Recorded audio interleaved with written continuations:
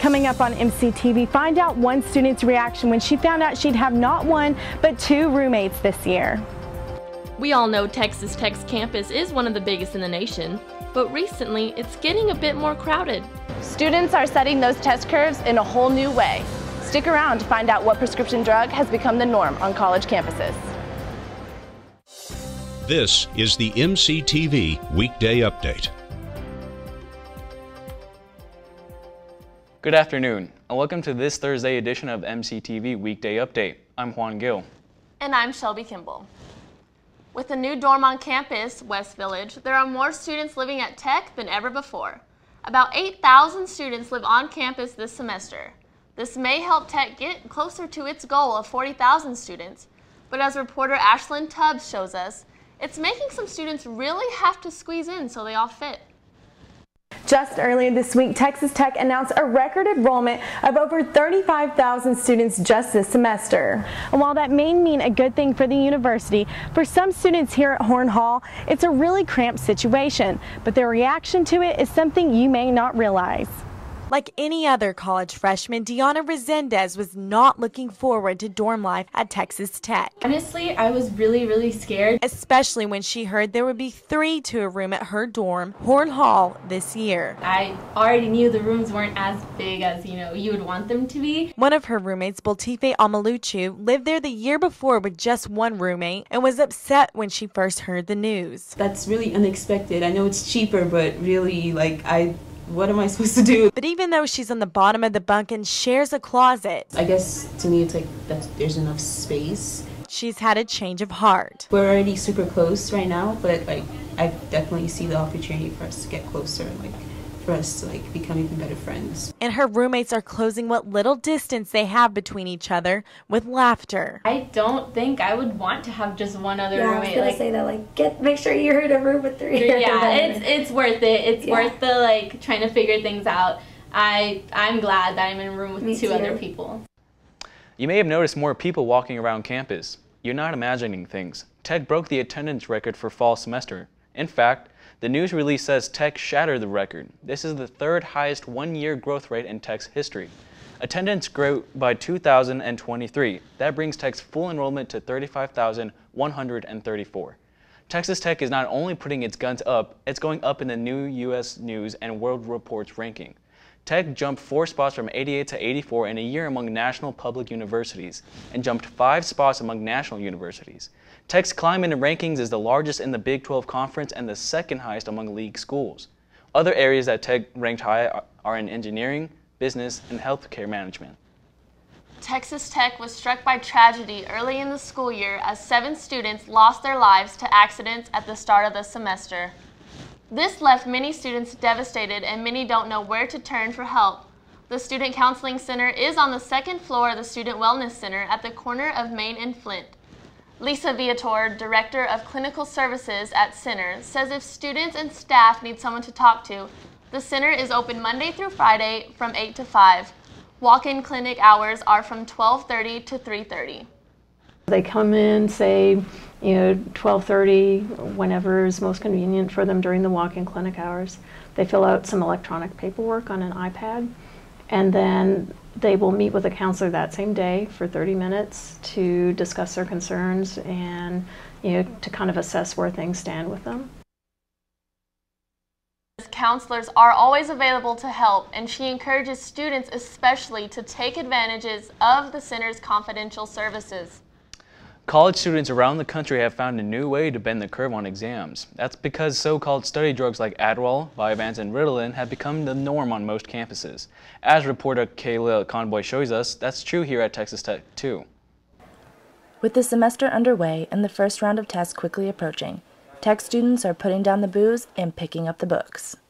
But most students have to make a pit stop before heading to the library. That's right, today's drug abuse comes in the form of prescription ADHD medication, and students aren't using it to get high. They're using it to get better grades. The extra focus these so-called study drugs provide is tempting students to use them illegally. The side effects, you're up longer, you're more alert. Many students are replacing their coffee and energy drinks with prescription Adderall, but they're not getting it from their local pharmacy.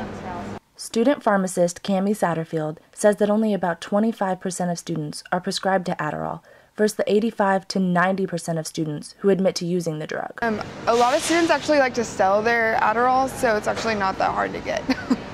According to a study by the National Institute of Drug Abuse, the number of young adults prescribed to stimulant drugs has skyrocketed from 5 million in the early 1990s to nearly 45 million prescribed users today. So how are these students getting their hands on these prescription drugs? Junior anthropology major Heather Hernandez says it's as simple as knowing the right people. Hey, do you have any to sell, or what's up? Call up some friends, call up the first friend and see if they had any to sell.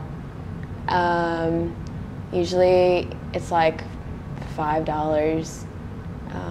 It's really inexpensive.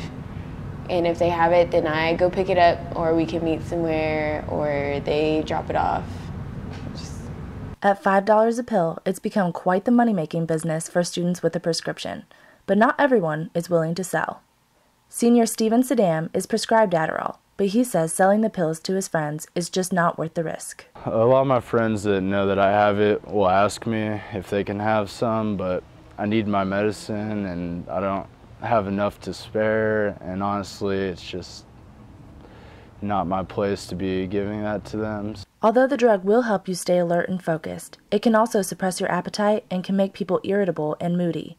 Study drugs like Adderall, Ritalin, and Vyvanse are also known for being extremely addictive, and doctors are worried that many students are becoming too dependent on their effects.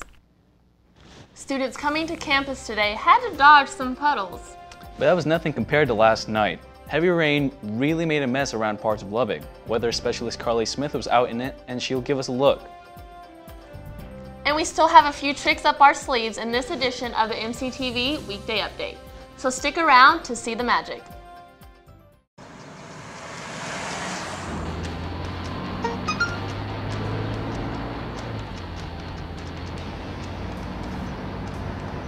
The average text takes your eyes off the road for nearly 5 seconds.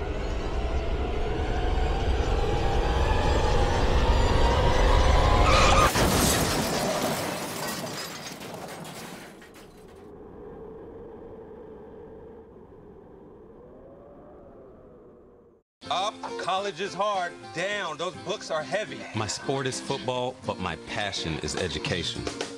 So every year I take promising high schoolers on a college tour to show them that higher education means a brighter future. My name is Nnamdi Asamoah. I don't just wear the shirt, I live it. You can be a reader, tutor, or mentor too.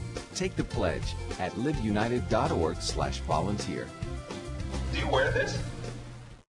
Okay, so we drowned the fire, stirred it, drowned it again, and now just feel if it's cold. Yeah. Cool.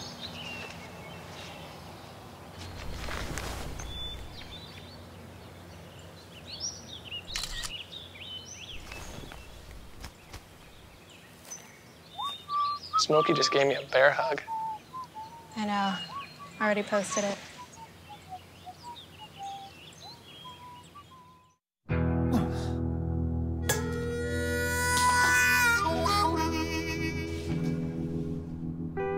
Get caught buzzed driving, and you could do some hard time.